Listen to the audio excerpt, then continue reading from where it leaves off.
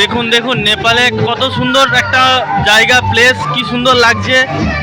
আর অনেক লোক হয়েছে।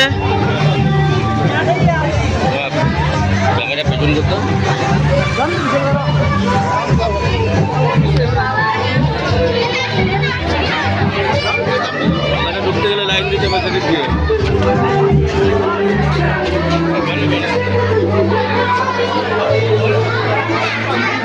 যেখানে দেখুন কৃষ্ণ মন্দিরের জন্মাষ্টমী কত সুন্দর মেলা বসেছে।